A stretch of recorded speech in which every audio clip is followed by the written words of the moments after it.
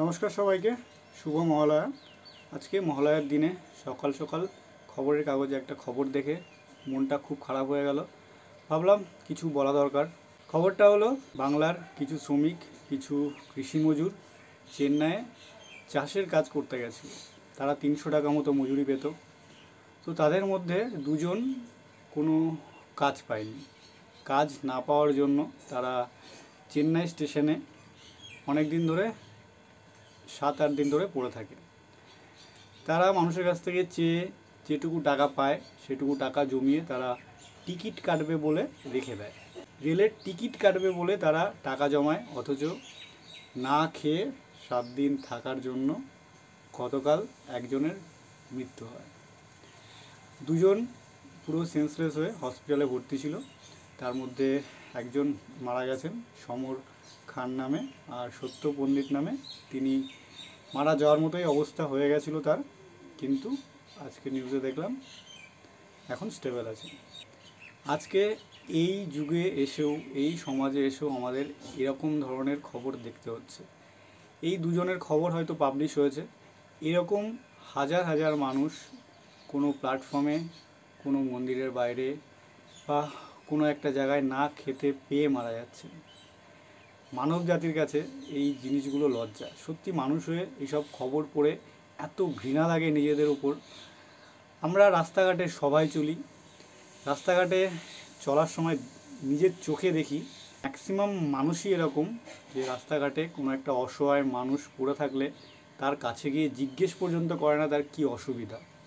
খাওয়া তো দূর কি বাত, প্ল্যাটফর্মে, রাস্তায় এরকম অনেক মানুষকে আমি পড়ে থাকতে দেখি যারা লজ্জায় বা শরীর খারাপের জন্য চাইতে পারে না যে তার খিদে পেয়েছে, তার কিছু খাওয়ার দরকার।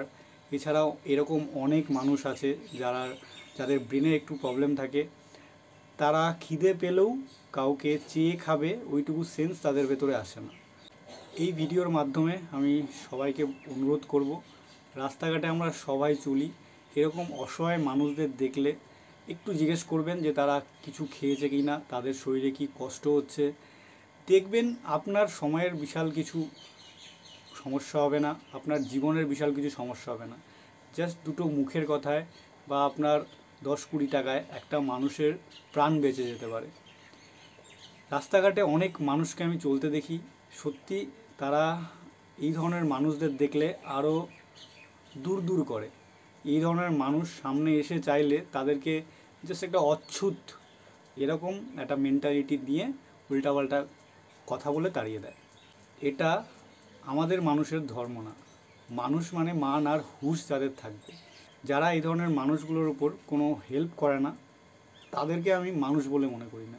কেউ যদি 100 টাকা ইনকাম করেও 10টা টাকা কোনো একটা অসহায় মানুষকে একটা দিনের জন্য খাওয়ায় বা একটা দিনের জন্য হেল্প করে, সেই মানুষটার হয়তো প্রাণ বেঁচে যেতে পারে, সেই মানুষটার হয়তো জীবনে অনেক বড় চেঞ্জ হতে পারে।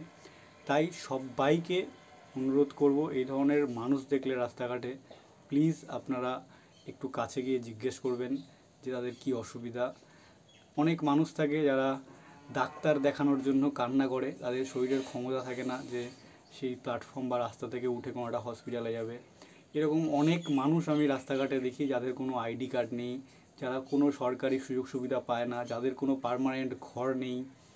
এরকম অনেক মানুষ দেখি যাদের ফ্যামিলিতে কেউ নেই, কারণ ছেলে মেয়ে বড় হয়েছে, বড় হয়ে কোথায় চলে গেছে, হয় ছেলে বাইরে কোথাও কাজে চলে গেছে, কোনো খোঁজখবর নেয় না। আবার অনেকের ছেলে মেয়ে নেই, তো তাদের জীবনটা সত্যি খুব খারাপ। একবার ভেবে দেখবেন আমাদের আপনাদের থেকে সবার থেকে খারাপ।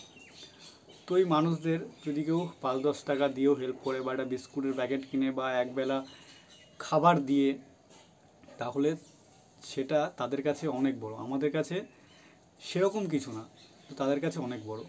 আমাদের সো কল্ড সভ্য সমাজের অনেক মানুষকে দেখেছি যারা কোনো একটা বিয়ে বাড়ি বা কোনো একটা অনুষ্ঠানে গেলে বড় বড় দামি 1000-2000 টাকার গিফট নিয়ে যায় একটা মানুষকে খুশি করার জন্য।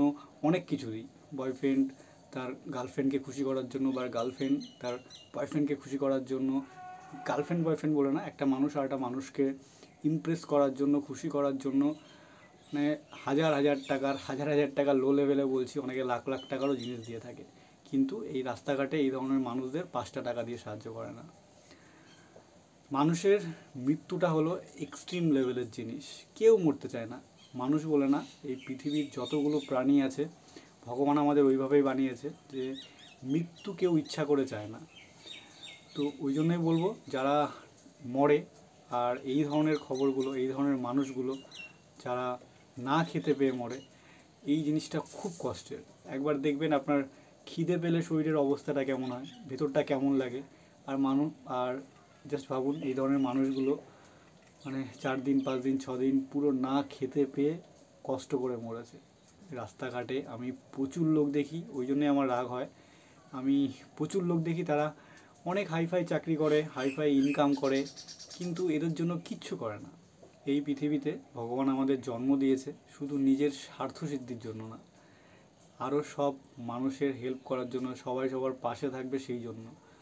মানুষ হয়ে শুধু নিজেরটা বুঝলাম, ইনকাম করলাম, খেলাম দিলাম, একটা টাইম হলো গত হয়ে গেলাম। এটা জীবন না। জীবনে শুধু ভালো ভালো টাকা ইনকাম করা, দু একটা মানুষকে খুশি করা, এটা আমার মতে জীবন না। জীবন মানে যেখানে সবাইকে নিয়ে বাঁচতে হবে। ফ্যামিলি মানে শুধু আমরা নিজের মা বাবা বউ বাচ্চা এর মধ্যে এখন সীমাবদ্ধ হয়ে গেছি। এটা মানব জাতির আসল ধর্ম বলে আমার মনে হয় না। এই ধরনের মানুষগুলোর জন্য বিশাল কিছু না করলেও অল্প সামান্য কিছু আমরা করলেই করতে পারি। শেষে একটাই কথা বলবো, helping others is the rent you pay for your room here on earth. পৃথিবীতে যে আমাদের ভগবান জন্ম দিয়েছে, এই যে পৃথিবীর এখানে আমরা থাকছি তার একটা ভাড়া আছে। সেই ভাড়াটা হলো ভগবানের কাছে হেল্পিং আদার্স, মানুষকে হেল্প করাটাই। ভালো থাকবেন, সুস্থ থাকবেন, আর পুজো আশা করি খুব ভালো করে কাটাবেন।